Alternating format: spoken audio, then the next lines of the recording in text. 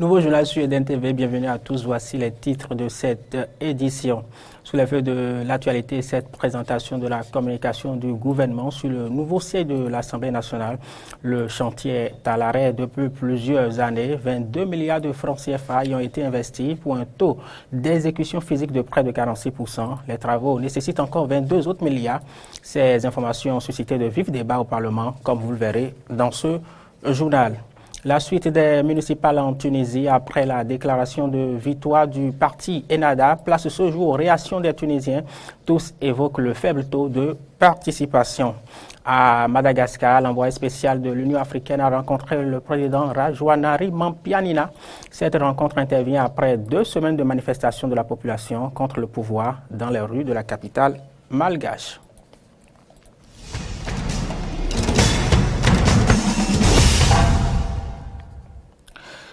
Voilà pour les titres. Ce sont donc des détails d'un gouffre financier que le gouvernement est allé dévoiler ce lundi au Parlement. Il concerne la construction du nouveau siège de l'Assemblée nationale.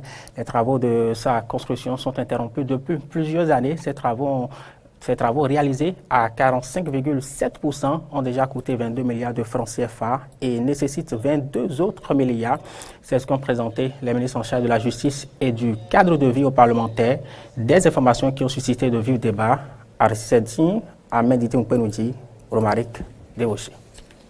Les cadres de l'administration publique et les responsables des entreprises privées impliqués dans le dossier de construction du nouveau siège de l'Assemblée nationale à Porto Novo ont des ennuis judiciaires. Les honorables députés recommandent avec insistance qu'ils soient traînés devant les tribunaux et qu'ils soient sommés de rembourser les fonds indûment empochés.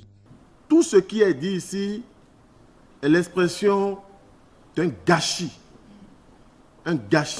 lié à une gouvernance bâclée, une gouvernance approximative. Il y a eu collision d'intérêts privés au détriment des intérêts de la nation. Il faut châtier avec la dernière rigueur. Le président Talon a parlé de désert de compétences et j'ai vu les cadres ont commencé par se masturber, la masturbation intellectuelle. Il revient. Mais je ne sais pas ce qui gêne. Le président Kérékou, paix à son âme, mon cher papa, a dit dans ce pays que les intellectuels étaient tarés. Mais personne n'a rien dit. Il revient aux intellectuels. On dit qu'ils se sentent mauvais se bouche de prouver le contraire. Le président Patrice Talon dit nous ne sommes pas incompétents. Nous avons la compétence. Aller en prison. À la prison civile de Cotonou, monsieur le président. C'est les cadres, les intellectuels qui ont détruit des milliards qui sont en prison. Nous avons toujours dit que la roue de l'histoire tourne. Et elle a finalement tourné. Elle a tourné sur des dossiers. Et le principal est celui relatif à la construction du siège de l'Assemblée nationale, qui désormais est classé musée national de la honte et de la corruption, et qui n'est que le reflet de la gouvernance sous le président Yahya Boni. La séance plénière de ce lundi 7 mai est consacrée à l'examen de la communication sur la réponse aux questions des députés. La dite communication présentée par le gouvernement est représentée par le ministre du cadre de vie, José Didier Tonato, et son collègue en charge de la justice, Maître Joseph Djogbenou, qui ont relevé des incohérences, des anomalies et de graves irrégularités dans ce dossier. À l'issue de l'audit réalisé par plusieurs services, après analyse des éléments collectés ou constatés, plusieurs dysfonctionnements, plus graves les uns que les autres, ont été à la base des préjudices physiques, financiers et judiciaires qui ont fondamentalement impacté de manière négative l'évolution du chantier du nouveau siège de l'Assemblée nationale et ont compromis son bon aboutissement. Le montant prévisionnel global était de 18 milliards 565 millions 50 000 francs CFA. La convention signée avec la COSA porte sur un montant de 16 milliards de francs CFA. La première série d'appels d'offres avoisinait déjà 17 milliards 100 176 369 francs CFA, tout taxes confondues, à la fin de la passation des 10 premiers marchés en 2008-2009. Et le délai d'exécution du gros œuvre seul était de 2 ans. 9 années après le démarrage des travaux, y compris les 3 ans et demi de leur suspension par le maître d'ouvrage, le chantier n'a pas évolué. Les députés de la 7e législature, au cours de la plénière, ont souhaité qu'un autre site soit trouvé à Porto-Novo pour la construction d'un nouveau siège de l'institution parlementaire et que le bâtiment querellé soit baptisé Musée de la corruption et de la malgouvernance. Sur le fait de l'actualité également, la comparution du député Mohamed Taorenho, le parlementaire objet d'un procès dans le cadre d'une procédure de flagrant délit. On parle d'une action provoquée par une plainte de la douane.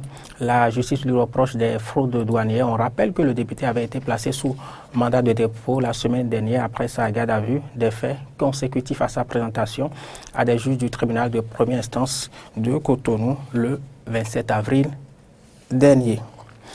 Justement, ces faits ont fait l'objet de déclarations faites par ses avocats ce lundi et soutiennent la thèse de l'acharnement politique caractérisé par les violations de la Constitution, du droit à la défense et de la protection des données à caractère personnel. La journée de la liberté de presse, on l'évoque encore. Nous avions parlé des activités organisées par les journalistes et les associations fêtières dans le cadre de la célébration de cette journée. Aujourd'hui, on s'intéresse au regard d'un acteur de la société civile sur l'état de la liberté de presse au Bénin. Il rappelle les attaques notées contre la liberté de presse par le passé et appelle les associations fêtières des journalistes à faire plus d'efforts pour avoir une presse véritablement libre. On l'écoute. Au titre de son rapport 2016-17, Amnesty International avait déjà posé les jalons de la situation de la presse au Bénin.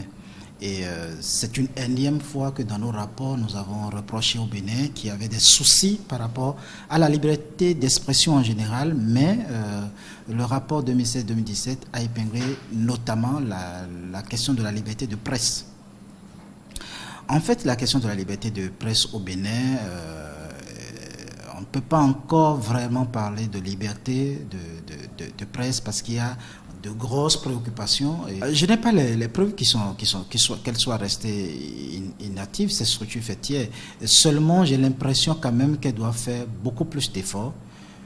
Déjà en ce qu'ils font déjà bien en matière de rappel des règles déontologiques et autres là, mais leur plaidoyer et leurs efforts pour pouvoir maintenir et garder la presse véritablement libre restent encore à démontrer, à renforcer, je voudrais dire. Donc je pense que si j'ai une invite en tant qu'Amnesty International à faire par rapport aux fêtières, c'est de pouvoir se battre véritablement au regard ne serait-ce que de quelques points que j'ai énumérés là, de garantir effectivement la liberté de presse par rapport à l'accès facile à l'information, par rapport à l'indépendance de la HAC, par rapport à la lutte qui doit continuer pour que les organes qui ont été fermés puissent être libérés, par rapport au financement, etc.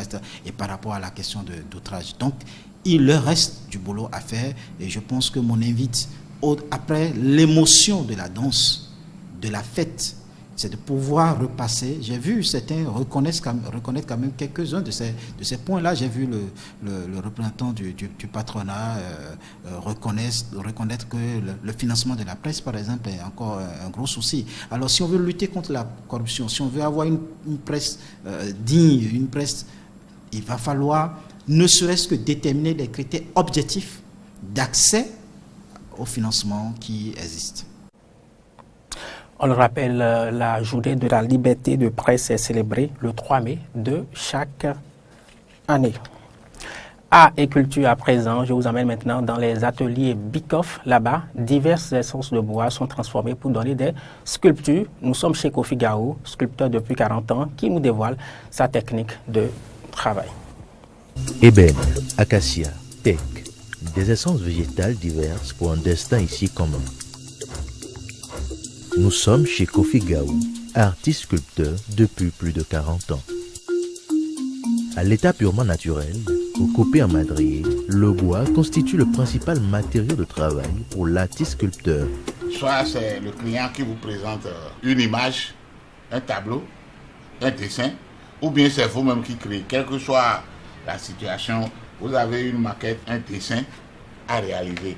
Donc vous quadrillez le dessin, et quand vous quadrillez le dessin, vous étudiez le format. Vous projetez le truc sur le format. Donc je quadrille, je fais le format voulu, et vous regardez, et vous repérez ce qui est ici, vous le repérez ici. Exactement.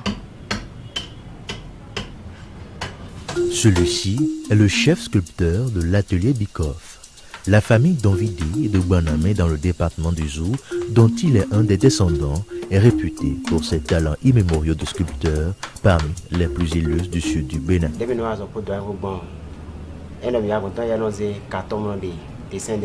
Le doyen fait d'abord le dessin de l'œuvre, puis il découpe le gabarit. Nous apportons le bois à la machine et sur la base du gabarit, nous le découpons en respectant les mesures.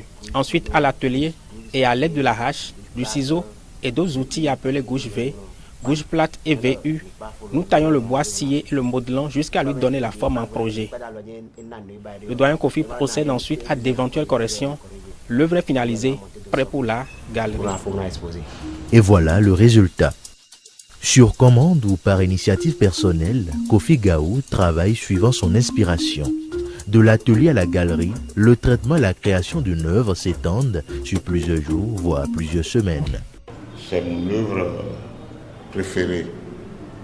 Son nom, c'est No Die. No Die, ne pas mourir. Et même si je meurs aujourd'hui, on va peut-être m'enterrer, je dis bien peut-être. Mais là, avec tout ce que vous avez comme produit dans vos mains, je ne meurs pas. Le bois, il est presque naturel. Il y en a qui directement vous parlent sans qu'on intervienne avec les outils spécifiques. Ici, on a eu juste à arranger le corps, mais ici, c'est le visage. C'est un visage pour moi. Et je l'ai aimé tellement que c'est le nom que je lui ai donné. C'est un genre de sosie pour moi, ne pas mourir. De Nodai à Fieno, en passant par Djemessi, les créations de Kofi Gaou sont multiformes et requièrent attention et admiration. Notons que ces sculptures font le tour des expositions au Bénin et à l'international. Autre découverte dans ce journal, nous sommes en dehors du Bénin maintenant, à Ouagadougou plus précisément, où une femme fait carrière dans un métier d'homme. C'est Biba, seule femme, chauffeur de taxi. Reportage. Dans son véhicule vert et rose, elle sillonne la capitale burkinabé. À 32 ans, Biba est la première et la seule femme à conduire un taxi à Ouagadougou. Couturière de formation, elle décide en 2010 de passer derrière le volant. Et c'est vrai qu'avec mes collègues, il y a quelques gens qui ont dit qui se sont dit que je n'allais pas pouvoir tenir parce que c'est travail d'homme. Et 2 ans plus tard, ils m'ont dit qu'au début, on avait dit que tu n'allais pas pouvoir tenir. Mais maintenant, tu as souvent même plus de clientèle que nous. Mère d'un petit garçon, Biba débute ses journées vers 5h30 du matin. Selon les périodes, elle gagne entre 150 et 380 euros par mois, soit entre 3 et 8 fois le salaire minimum au Burkina Faso. Biba a rejoint le rang des femmes pionnières dans un pays où les hommes dominent toujours certaines professions. Il y a des femmes qui conduisent remorques, il y a des femmes qui conduisent camions, et même il y a des femmes même qui conduisent des dampers. Mais au niveau des taxis, il est rarement d'avoir ça, parce que c'est le transport urbain. On prend plusieurs personnes à gauche, à droite, donc bon, ça fait que si tu n'as pas courage pour traverser une femme de fer, c'est un peu difficile. Aujourd'hui, Biba ne regrette pas son choix, mais elle espère voir plus de femmes s'investir dans ce domaine et ainsi casser les préjugés. Mon projet à long terme, c'est un jour avoir une société de taxi gérée par moi-même. Et s'il y a des femmes qui sont intéressées à travailler avec moi, ou s'il y a des hommes aussi, mais je dirais qu'entre femme et l'homme, s'il se présente, la femme sera prioritaire. En attendant, Biba économise pour acheter un nouveau véhicule. Il devra être climatisé afin de satisfaire sa clientèle pendant les périodes de forte chaleur et tout terrain pour amener ses clients dans tout le Burkina. La suite des municipales en Tunisie après la déclaration de victoire du parti Ennahda, place de jour aux réactions des Tunisiens. Tous évoquent le faible taux de participation. Écoutez.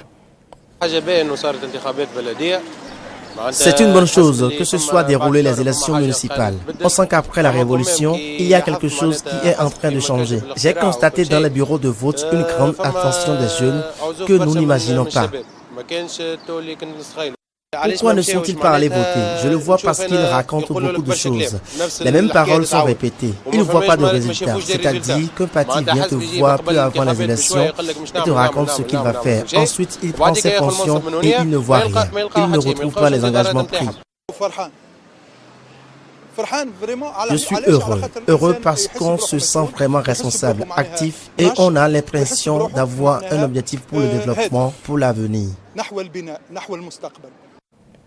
Dernière information avant de mettre un thème à cette édition à Madagascar. L'envoyé spécial de l'Union africaine, Ramtan Lamamra, a rencontré le président Rajwanari Mampianina. Cette rencontre intervient après 2 semaines de manifestations de la population contre le pouvoir dans les rues de la capitale malgache. On ajoute que la Haute Cour constitutionnelle a invalidé vendredi une partie des lois électorales qui ont provoqué ces manifestations. C'est la cette édition. Merci de l'avoir suivi.